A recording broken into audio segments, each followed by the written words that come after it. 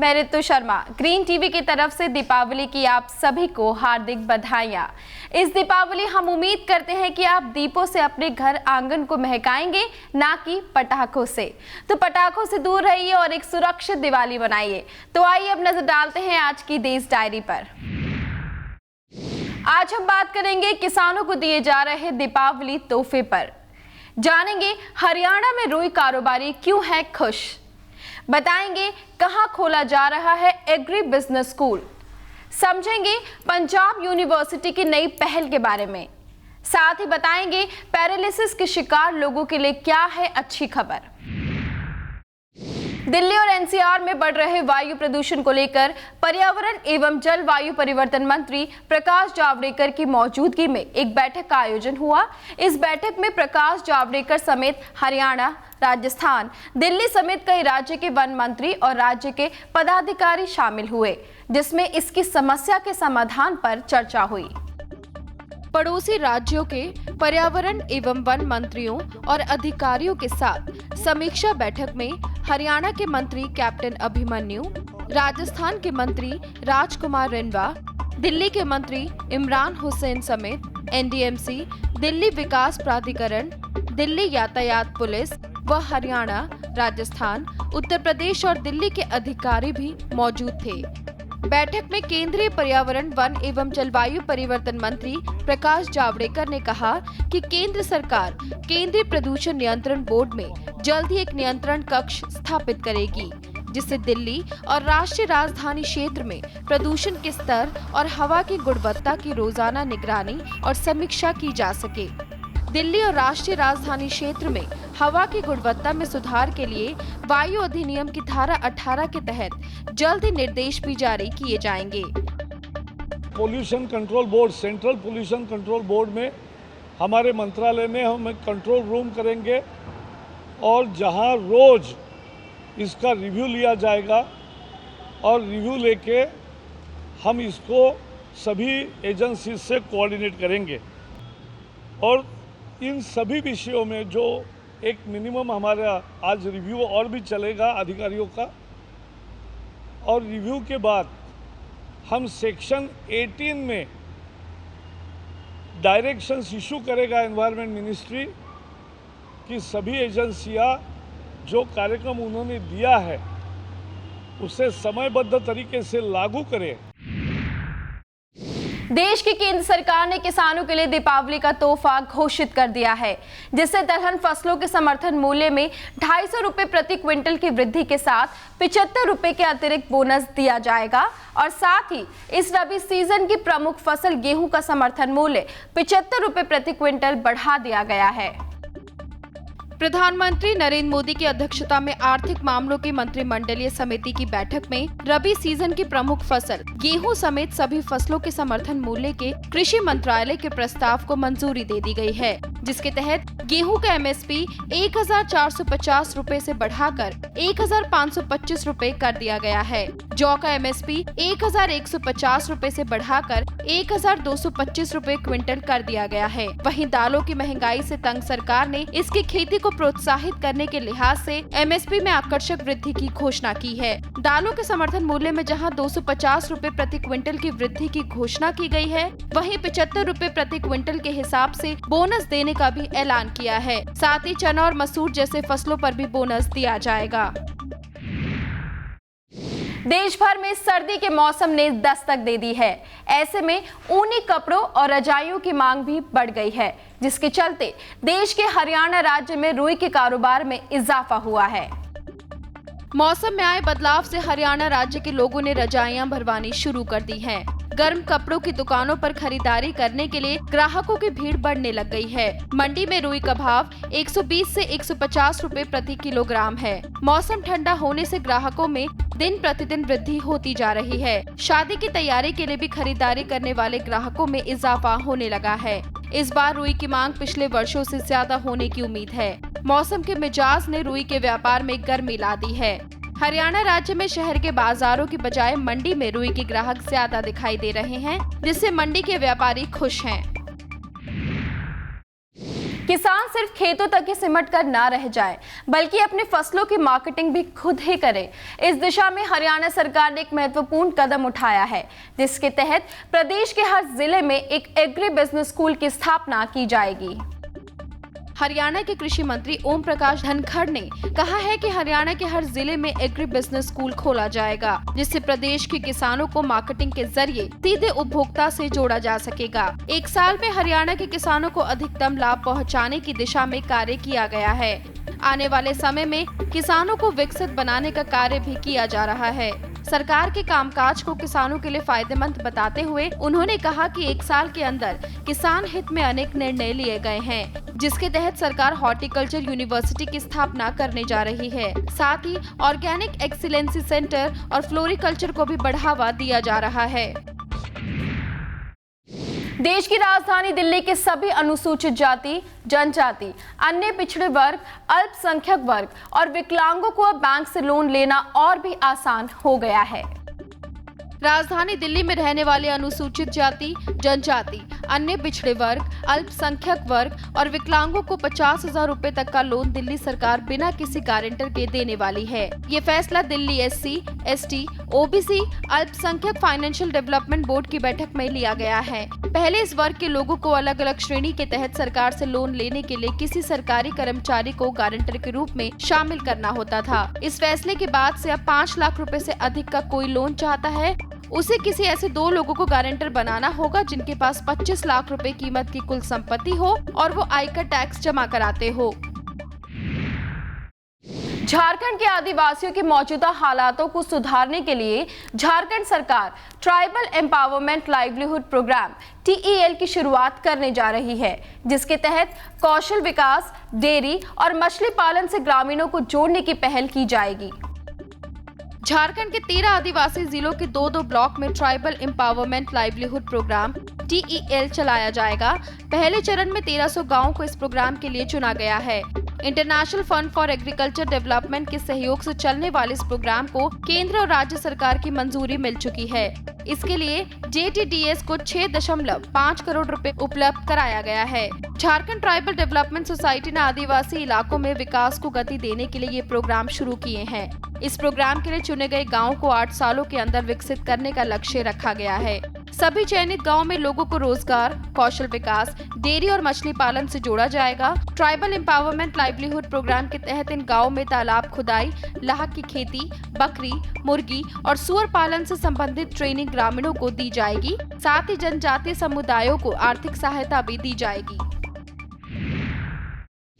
पंजाब के सभी तकनीकी और उच्च शिक्षा संस्थानों में पोस्ट मैट्रिक स्कॉलरशिप स्कीम के तहत सभी SC वर्ग के छात्रों को सरकार की तरफ से फीस में भारी छूट मिलने वाली है, जिसका फायदा लगभग 3 लाख छात्रों को होने वाला है। पंजाब के सभी तकनीकी और उच्च शिक्षा संस्थानों में पोस्ट मैट्रिक स्कॉलरशिप स्कीम के तहत पढ़ रहे SC वर्ग के छात्रों की फीस की अधिकतम सीमा तय करने पर सहमति बन गई है। इससे SC वर्ग के 2.79 लाख छात्रों को फायदा होगा। इस पर मुख्य सचिव सर्वेश कौशल की अध्यक्षता में निजी तकनीकी संस्थानों, निजी उच्च शिक्षा कॉलेजों और निजी विश्वविद्यालयों के प्रतिनिधियों के साथ हुई एक बैठक में चर्चा हुई। इस दौरान 3 महीने में कॉलेजों में बायोमेट्रिक अटेंडेंस प्रणाली लागू करने का फैसला भी लिया गया, ताकि फर्जी लाभ पात्रों को हटाया जा सके। शिक्षा संस्थानों के प्रतिनिधियों ने विभिन्न तकनीकी और व्यावसायिक डिग्री, डिप्लोमा और सर्टिफिकेट कोर्सों के लिए पंजाब तकनीकी विश्वविद्यालय द्वारा अधिसूचित फीस का ढांचा अपनाने पर सहमति जताई है। आने वाले समय में बाकी कोर्सों के लिए पंजाब विश्वविद्यालय तथा गुरु नानक देव विश्वविद्यालय की कम से कम फीस इन छात्रों से वसूली जाएगी। फिलहाल वक्त चला एक छोटे से ब्रेक का। ब्रेक के बाद हम आपको बताएंगे मध्य प्रदेश के पशुपालकों के लिए क्या है अच्छी खबर। झारखंड में अगर महिलाएं कोई भी संपत्ति खरीदती हैं तो सरकार की तरफ से उन्हें जमीन की रजिस्ट्री में 10% शुल्क तक की छूट दी जाएगी। मध्य प्रदेश में पशुपालन विभाग देसी गाय पालन को बढ़ावा देने के लिए गोपाल पुरस्कार योजना के तहत पालकों को पुरस्कार देने वाली है। ब्रेक के बाद आप सभी का स्वागत है देश डायरी में। झारखंड में अगर महिलाएं कोई भी संपत्ति खरीदती हैं तो सरकार की तरफ से उन्हें जमीन की रजिस्ट्री में 10% शुल्क तक की छूट दी जाएगी। झारखंड में अगर महिलाएं संपत्ति खरीदती हैं तो उसकी स्टाम्प ड्यूटी और रजिस्ट्री शुल्क में उन्हें 10% छूट मिलेगी। ये फैसला कैबिनेट की बैठक में लिया गया है। इसके अलावा कैबिनेट ने झारखंड मोटर व्हीकल एक्ट में परिवर्तन के प्रस्ताव को मंजूरी दी है। सरकार ग्रामीण क्षेत्रों में निजी बसें चलवाएगी। उसके बाद पंचायत से गाँव, गाँव से राजकीय और राष्ट्रीय राजमार्गों पर बसें चलेंगी। इन सभी पर गाँव के मुखिया बसों के परिचालन पर नजर रखेंगे। इसके बाद हर 3 महीने बाद सरकार को इसका हिसाब भी देना होगा। हिमाचल सरकार ने प्रदेश भर में सिंगल सिगरेट बेचने और खरीदने पर रोक लगा दी है। अगर कोई व्यक्ति या फिर दुकानदार ऐसा करता है तो उसे जेल की हवा खानी पड़ सकती है। हिमाचल प्रदेश की सरकार ने प्रदेश भर में सिंगल सिगरेट बेचने पर पाबंदी लगा दी है। अब चेतावनी लिखे हुए बंद पैकेट में ही सिगरेट की बिक्री हो सकेगी। आदेशों की अवहेलना करने वाले कारोबारियों के खिलाफ कोटपा अधिनियम के तहत कार्रवाई होगी। युवाओं को नशे की लत से रोकने के लिए सरकार ने ये फैसला लिया है। साथ ही कोटपा अधिनियम के सेक्शन 20 के तहत आदेशों का पालन न करने वालों के खिलाफ कार्रवाई की जाएगी। सेक्शन 20 में कहा गया है कि अगर पहली बार कोई कारोबारी सिंगल सिगरेट बेचता हुआ पाया गया तो उसे अधिकतम 1 साल की जेल या 1000 जुर्माना या दोनों सजाएं और दूसरी बार पकड़े जाने पर सजा 2 साल या जुर्माना 3000 या दोनों सजाएं हो सकती हैं। सिंगल सिगरेट की बिक्री की जांच खाद्य सुरक्षा अधिकारी करेंगे। हरियाणा वासियों के लिए खुशखबरी। अब बिजली की ओवरलोडिंग के कारण बार बार गुल होने वाली बिजली से निजात मिलने वाली है। दक्षिण हरियाणा बिजली वितरण निगम द्वारा 30 करोड़ की लागत से 10 नए सब स्टेशन स्थापित करने का फैसला लिया है। राज्य सरकार से इसके लिए मंजूरी भी मिल गई है और जल्द ही निगम द्वारा इस पर काम भी शुरू कर दिया जाएगा। सब स्टेशन स्थापित करने के लिए निगम द्वारा प्रक्रिया पर काम शुरू कर दिया गया है। निगम द्वारा प्रत्येक सब स्टेशन बनाने पर लगभग 3 करोड़ की राशि खर्च की जाएगी। निगम के अधिकारियों ने ओवरलोड क्षेत्रों का चयन करते हुए मुख्यालय को इसकी सूची भेजी थी और यहाँ पर सब स्टेशन स्थापित करने का प्रपोजल भेजा था, जिसके तहत राज्य के 11 शहरों में 10 नए सब स्टेशन स्थापित कराए जाएंगे। मध्य प्रदेश के पशुपालक सरकार की तरफ से लाखों के इनाम जीत सकते हैं। बस उनको अपनी 4 लीटर या फिर उससे ज्यादा दूध देने वाली देसी गाय के नाम सरकार की तरफ से आयोजित एक नए गोपाल पुरस्कार प्रतियोगिता में लिखवाना होगा। मध्य प्रदेश में पशुपालन विभाग देसी गाय पालन को बढ़ावा देने के लिए गोपाल पुरस्कार योजना के तहत पालकों को पुरस्कार देने वाली है। 16 से 25 नवंबर के बीच जिला स्तरीय प्रतियोगिता आयोजित की जाएगी। पशुपालकों को आवेदन संबंधी जानकारी के लिए पशुपालक अपने विकास खंड के नजदीकी पशु चिकित्सा संस्था में जाकर ले सकते हैं। गोपाल पुरस्कार योजना में भारतीय नस्ल की देसी गाय जो 4 लीटर और उससे अधिक दूध हर दिन देती हो, सिर्फ वही इस प्रतियोगिता में शामिल हो सकती है। इस प्रतियोगिता में हिस्सा लेने का फायदा ये है कि इससे पशुपालक 5000 से लेकर 2 लाख के इनाम जीत सकते हैं। अक्सर इलाज के अभाव, जरूरी उपकरण या फिर डॉक्टर की कमी के कारण मरीजों को एक अस्पताल से दूसरे अस्पताल में रेफर कर दिया जाता है, लेकिन अब हिमाचल प्रदेश के मरीजों को बहुत जल्द इस समस्या से निजात मिलने वाली है। हिमाचल प्रदेश के मरीजों को बाहरी राज्यों के उपचार के लिए अब रेफर नहीं किया जाएगा। आईजीएमसी और कांगड़ा जिले के टांडा स्थित doctor Rajendra Prasad medical college एवं अस्पताल में इमरजेंसी मेडिसिन डिपार्टमेंट खोलने की सरकार ने अधिसूचना जारी कर दी है। आईजीएमसी में 23 और टांडा में 6 विशेषज्ञ डॉक्टरों के पद भी सृजित किए जाएंगे। ट्रॉमा और इमरजेंसी प्रबंधन की एमबीबीएस डॉक्टरों की इस डिपार्टमेंट में ट्रेनिंग भी दी जाएगी। इस विभाग में सर्जरी, ऑर्थो और मेडिसिन के डॉक्टरों को स्थायी नियुक्ति दी जाएगी। आईजीएमसी में 1 पद प्रोफेसर, 2 पद एसोसिएट प्रोफेसर, 4 पद असिस्टेंट प्रोफेसर और 16 पद सीनियर रेजिडेंट्स के सृजित किए जाएंगे। पंजाब यूनिवर्सिटी अब जल्द ही university school of open learning की शुरुआत करने वाली है। ऐसे छात्र जिनको एमए के लिए अभी तक दूसरे विश्वविद्यालयों में एडमिशन लेना पड़ता था, अब वो पंजाब के यूएसओएल में ही एमए की पढ़ाई कर सकते हैं। पंजाब यूनिवर्सिटी के university school of open learning USOL विभाग में सत्र 2016-17 से एमए एजुकेशन कोर्स शुरू करने का प्रस्ताव तैयार किया है। कोर्स में स्टूडेंट के लिए अनलिमिटेड सीटें होंगी, यानी जितने स्टूडेंट्स चाहे इसमें दाखिला ले सकते हैं। कोर्स की फीस भी एमए के अन्य कोर्सेज के बराबर होगी। ऐसे में एमए में एजुकेशन की पढ़ाई करने वाले स्टूडेंट्स को काफी फायदा होगा। उम्मीद है कि जल्द ही इसे बोर्ड ऑफ स्टडी सहित अन्य जगहों पर भी अप्रूवल मिल जाएगी। इसके बाद कोर्स को अप्रूवल के लिए डिस्टेंस एजुकेशन ब्यूरो को भेजा जाएगा। अभी तक स्टूडेंट्स को डिस्टेंस एजुकेशन से कोर्स करने के लिए दूसरे संस्थानों में जाना पड़ता है, लेकिन पंजाब यूनिवर्सिटी के USOL में ये कोर्स शुरू होने से स्टूडेंट्स को पंजाब यूनिवर्सिटी छोड़कर अन्य संस्थानों में पढ़ाई करने के लिए नहीं जाना पड़ेगा। पैरालिसिस के शिकार लोगों के लिए क्या है अच्छी खबर, बताएंगे इस छोटे से ब्रेक के बाद। पंजाब में मछली के उत्पादन को बढ़ाने के लिए मछली पालन विभाग सरकार की RST परियोजना यानी रणजीत सागर बांध परियोजना को सफल बनाने पर जुट गई है। एम्स में हुए क्लिनिकल शोध में पाया गया है कि स्टेम सेल से इलाज करने पर स्पाइनल कॉर्ड में इंजरी के कारण अपाहिज होने वाले मरीजों के प्रभावित अंगों का सूनापन दूर हो गया है। ब्रेक के बाद आप सभी का एक बार फिर से स्वागत है देश डायरी में। पंजाब में मछली के उत्पादन को बढ़ाने के लिए मछली पालन विभाग सरकार की RST परियोजना यानी रणजीत सागर बांध परियोजना को सफल बनाने पर जुट गई है, जिससे मछली उत्पादन पहले से ज्यादा हो सके।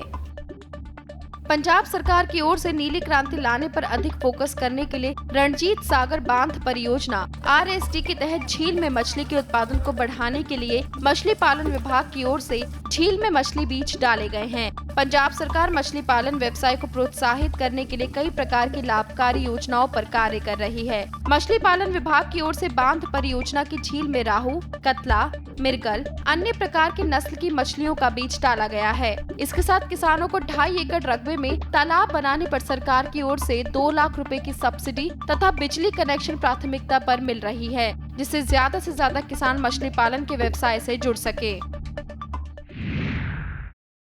दिल्ली में कार चलाने का शौक रखने वालों की जेब अब और ढीली हो सकती है।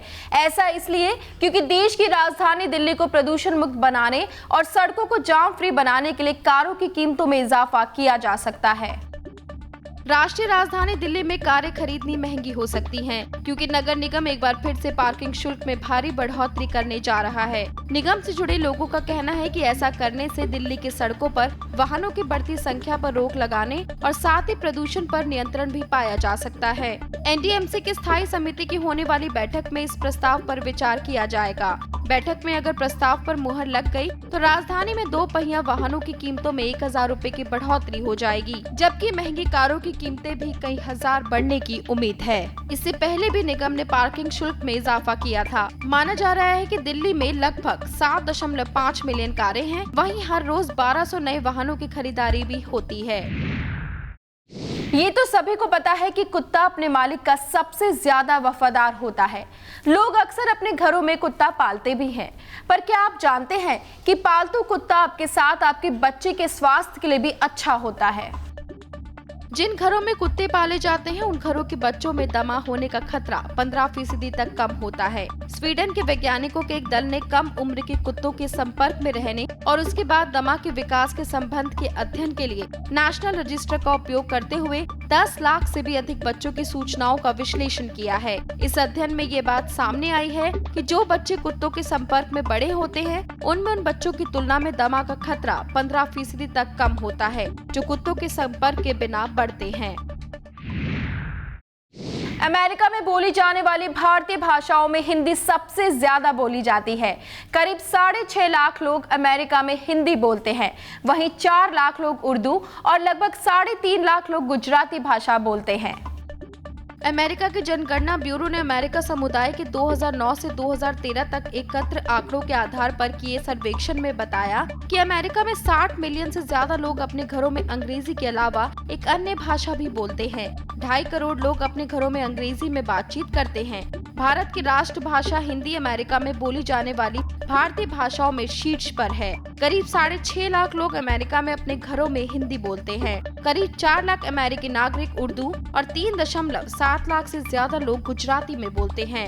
हिंदी के अलावा अमेरिका में अन्य सभी भारतीय भाषाएं भी बोली जाती हैं। अमेरिका में 2.5 लाख लोग पंजाबी और इतने ही लोग बंगाली बोलते हैं। जनगणना ब्यूरो के मुताबिक अमेरिका में 73,000 से ज्यादा लोग मराठी, 5,000 से ज्यादा लोग उड़िया, करीब 1300 लोग असमी और करीब 1700 लोग कश्मीरी बोलते हैं।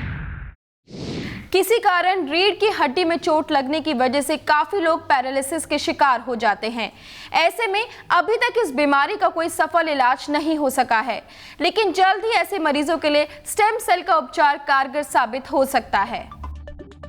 रीढ़ में इंजरी के कारण पैरालिसिस होने पर प्रभावित अंग काम करना बंद कर देते हैं। इस बीमारी का अभी तक कोई कारगर इलाज भी नहीं है। इसका इलाज ढूंढना अभी भी चिकित्सा जगत के लिए चुनौती बना हुआ है। इस कड़ी में एम्स में हुए क्लिनिकल शोध में पाया गया है कि स्टेम सेल से इलाज करने पर स्पाइनल कॉर्ड में इंजरी के कारण अपाहिज होने वाले मरीजों के प्रभावित अंगों का सूनापन दूर हो गया है। हालांकि वो अपने पैरों पर खड़े नहीं हो पाए हैं, लेकिन उनकी सेहत में ऐसे सुधार देखे गए हैं जिससे इनका जीवन बेहतर हुआ है। ऐसे में आने वाले दिनों में स्टेम सेल मरीजों के लिए उम्मीद की किरण साबित हो सकती है। इस दिशा में एम्स के ट्रॉमा सेंटर में 20 मरीजों पर यह शोध किया गया है। तो दोस्तों, जाते जाते एक बार फिर से आप सभी को हैप्पी एंड सेफ दिवाली। मिठाइयों और दियों के साथ आप दीपावली मनाइए और मुस्कुराते रहिए। नमस्ते। अगर आपके गांव की कोई समस्या हो, कोई जानकारी हो जो आप हमारे साथ साझा करना चाहते हैं, तो आपका स्वागत है। हमारा पता है Green TV B131 sector 63 Noida Uttar Pradesh pin 201301। हमारा ईमेल आईडी है info@greentvindia.com। आप हमें फोन भी कर सकते हैं। हमारा नंबर है 0120 498 0000, साथ ही 0011।